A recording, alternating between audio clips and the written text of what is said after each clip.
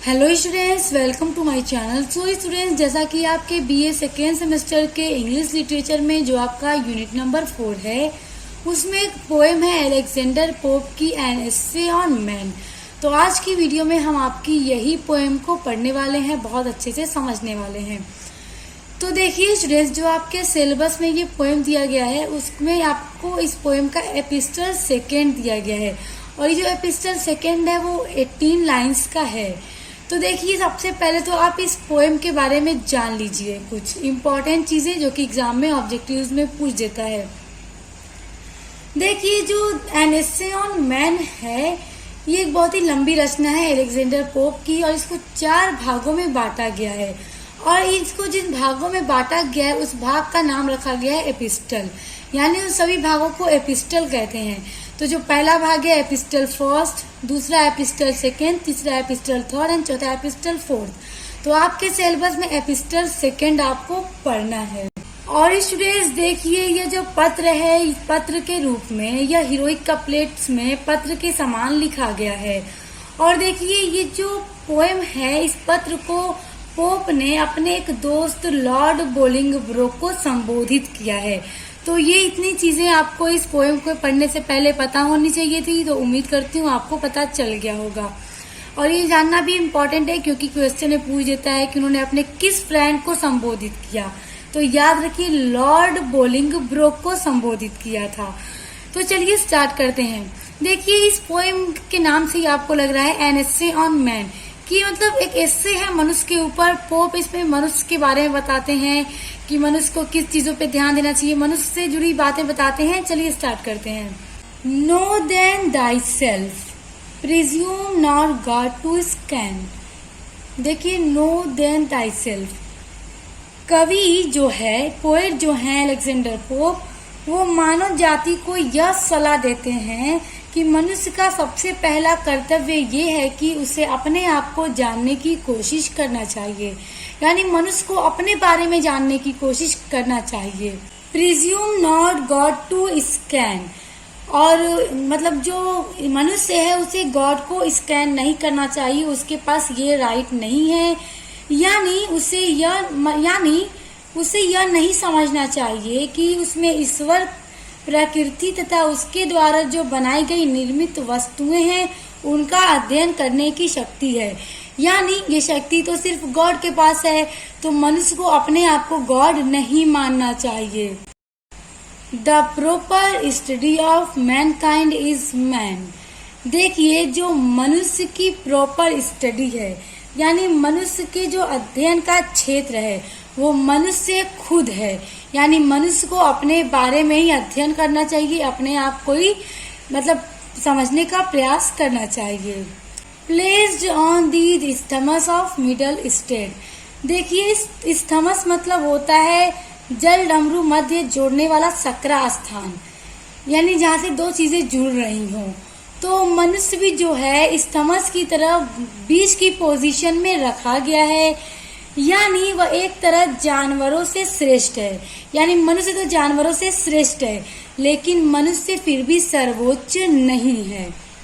A being darkly wise and rudely great. A being darkly wise, देखिए darkly मतलब होता है पूर्ण रूप से अज्ञान, वाइज मतलब होता है बुद्धिमान। यानी जो मनुष्य है वो बुद्धिमान जरूर है, वाइज है, लेकिन फिर भी वो पूरी तरह से ज्ञानी नहीं है, वह अज्ञान है। एंड रूडली ग्रेट, और मनुष्य जो है वो सभ्य हो चुका है, लेकिन फिर भी वो असभ्य है। यानी वह ज्ञानी तो है मगर उसके पास अभी भी हर चीज का ज्ञान नहीं है, वो अज्ञानी भी है, वो सभ्य तो है लेकिन फिर भी असभ्य है। With too much knowledge for the specific side, with too much weakness for the stoic's pride। मनुष्य सबसे अधिक बुद्धिमान होने का दावा नहीं कर सकता, बल्कि वास्तव में उसमें इतना ज्ञान तो है कि वह ईश्वर की सर्वोच्चता में विश्वास कर सकता है और उसमें कोई संदेह नहीं करता, परंतु साथ ही वह पूर्व धार्मिक व्यक्तियों के समान कठिन व कष्टदायक मार्ग आसानी से नहीं अपना सकता। He hangs between in doubt to act or rest. देखिए ही यानी वह मनुष्य की बात हो रही है।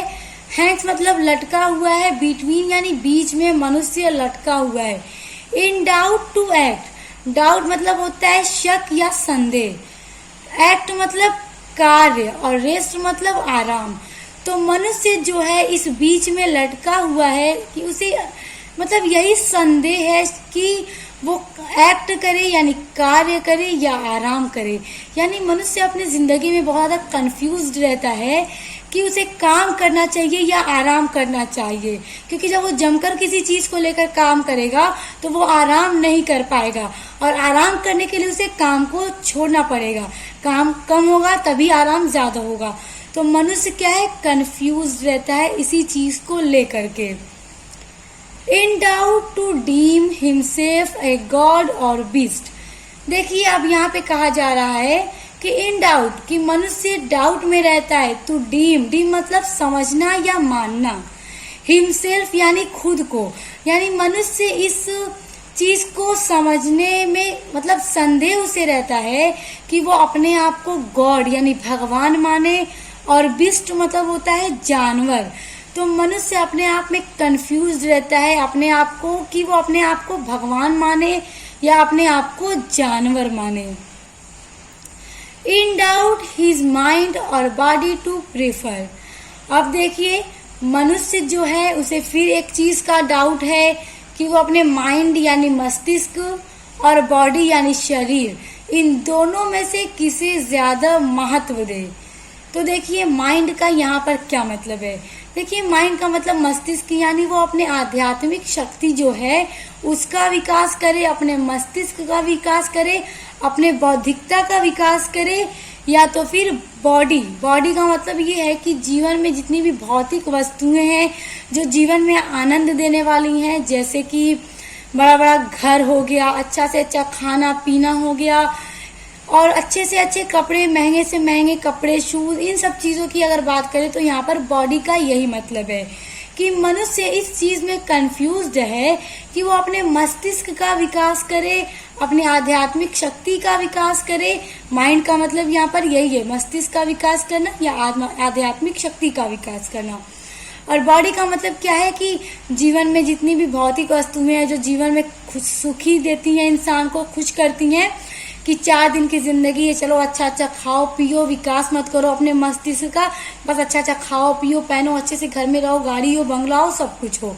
तो मनुष्य इस चीज में कंफ्यूज है कि अपने मस्तिष्क का विकास करे या अपने बॉडी का, यानी इन दोनों में से वो किस चीज को ज्यादा महत्व दे। मनुष्य इस चीज को लेकर हमेशा डाउट में रहता है।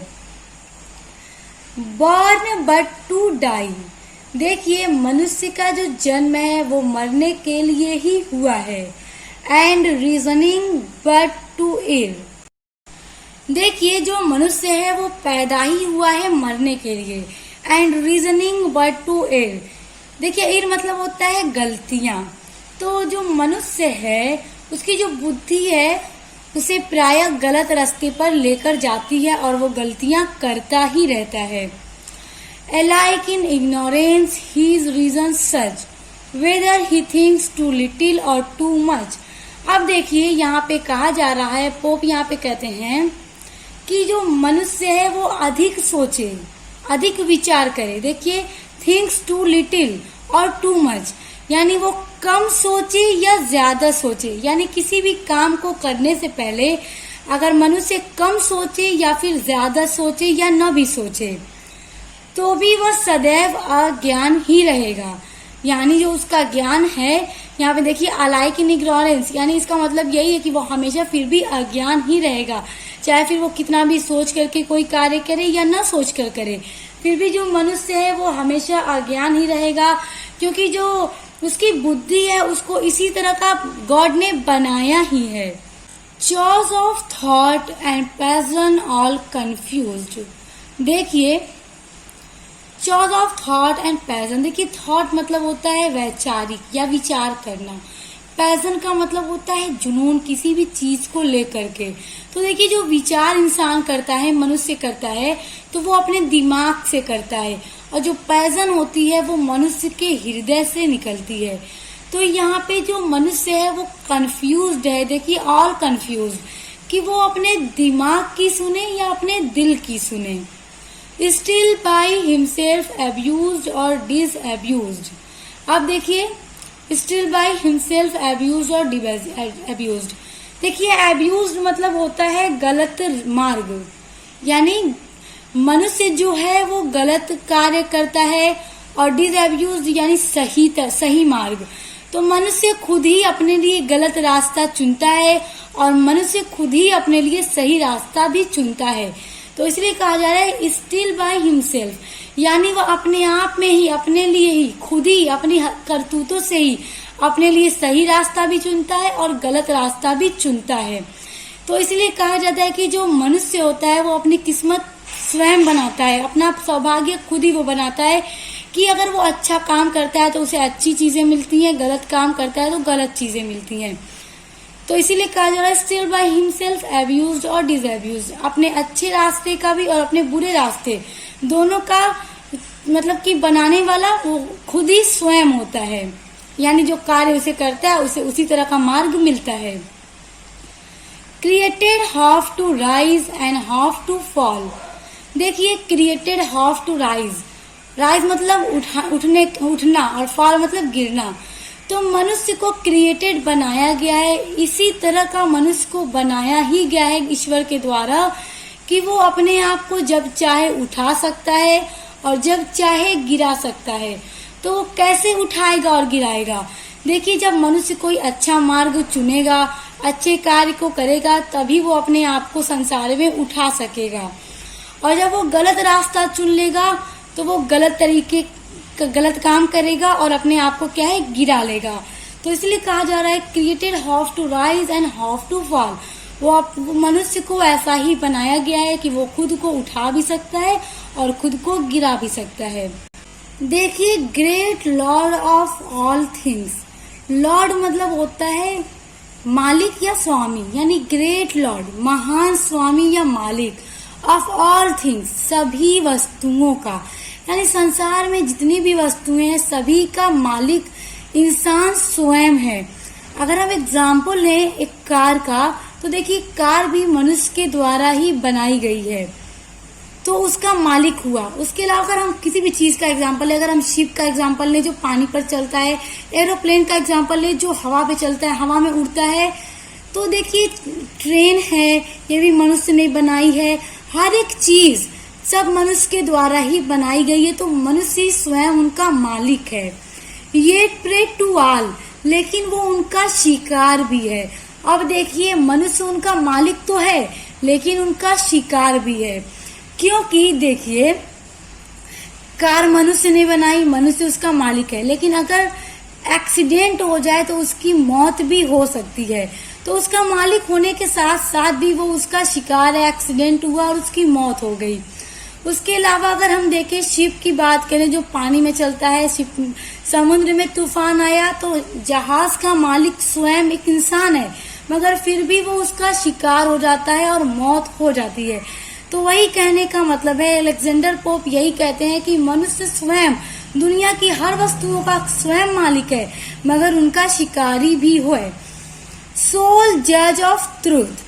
सोल मतलब अकेला, जज मतलब देखिए न्यायाधीश होता है ऑफ ट्रूथ, यानी कि सच का वो खुद ही जज है। मनुष्य को बता रहे हैं अलेक्जेंडर पोप कि जो मनुष्य है वो स्वयं ही सच का एक जज है इन एंडलेस एरर हर्ट। लेकिन फिर भी जहाँ पर मनुष्य रहता है वहाँ पे एंडलेस यानी कभी न खत्म होने वाली, एरर मतलब गलतियां, जहाँ पर मनुष्य रहता है वहाँ पर कभी न खत्म होने वाली गलतियां होती हैं। मनुष्य से गलतियां जिंदगी भर होती रहती हैं जब तक उसकी जिंदगी है। देखिए अगर किसी जानवर की हम बात करें, दुनिया में जितने भी प्राणी हैं उनमें सबसे सर्वश्रेष्ठ मनुष्य ही है। मनुष्य ही सच बता सकता है किसी भी चीज के बारे में। मनुष्य ही कह सकता है कि मुझे हर चीज का ज्ञान है। हर चीज का ज्ञान का क्या मतलब, जैसे हम देखते हैं साइंस में, आप साइंस पढ़े होंगे तो साइंस में देखा होगा जितने भी फार्मूलाज होते हैं, जितने भी फिजिक्स में हो, केमिस्ट्री में हो या फिर बायोलॉजी में, जो भी आप चीजें पढ़े होंगे, तो कोई जानवर नहीं कह सकता कि मुझे इन सब चीजों के भी बारे में आता है। मनुष्य ही उसकी सच्चाई को बताता है, कितनी मनुष्य के मतलब कि पृथ्वी पर कितना हिस्सा पानी है, कितना हिस्सा धरती है। ये कोई जानवर इस सच को नहीं बता सकता, मनुष्य स्वयं ही बताता है। लेकिन फिर भी वो जिस संसार में रहता है वहां पे वो जब तक रहता है तब तक वो गलतियां करता रहता है। The glory jest and riddle of the world. देखिए, जेस्ट मतलब स्टूडेंट्स होता है मजाक, मजाक बनाना, और रिडल मतलब होता है कॉम्प्लिकेटेड, यानी कि एकदम उलझा हुआ जो समझ में नहीं आता, जिसे कहते हैं पहेली हो कोई। तो मनुष्य जो है वो अपने आप में एकदम उलझा हुआ है, एक पहेली की तरह है, और अपने आप में एक मजाक है। जेस्ट मतलब मजाक, अपने आप में एक मजाक भी है। देखिए स्टूडेंट्स, यहाँ पे पोएट का क्या कहने का मतलब है कि वो हमेशा कंफ्यूज रहता है, क्या करना चाहिए क्या नहीं करना चाहिए, आराम करूं काम करूं, अपने आप को गॉड मानूं या जानवर मानूं, और सब चीजों का मालिक होते हुए भी उन सभी चीजों का मन से ही शिकार बन जाता है। जो चीजें उसने स्वयं बनाई उन्हीं का शिकार वो बन भी जाता है, और उसने जब तक जिंदगी उसकी है वो गलतियां करता ही रहता है। तो इस तरह पोएट कहते हैं कि मतलब एकदम अपने आप में उलझा हुआ है, रिडल है, कॉम्प्लिकेटेड है, एकदम अपने में उलझा हुआ है और अपने आप में खुद ही एक मजाक है। तो स्टूडेंट्स, ये थी आज की पोएम। उम्मीद करती हूँ आपको बहुत अच्छे से एक एक लाइन सब समझ में आया होगा। अगर समझ में आ गया तो कमेंट करके जरूर बताइएगा। और स्टूडेंट्स, आपके बीए के सेकेंड सेमेस्टर में बहुत सारी जो पोएम्स हैं वो सभी मैंने कंप्लीट करवाई हैं, बहुत सारी आपकी सभी यूनिट्स भी कंप्लीट करा रखी हैं मैंने, उसकी प्लेलिस्ट बनाई है, आप चेक कर लीजिएगा, पढ़िएगा वहां से। उसके अलावा अगर आपको किसी टॉपिक पर वीडियोस चाहिए तो आप मुझे कमेंट करके जरूर बता दीजिएगा, उसके ऊपर भी मैं वीडियोस बनाने की कोशिश करूंगी। तो हम मिलते हैं नेक्स्ट वीडियो के साथ।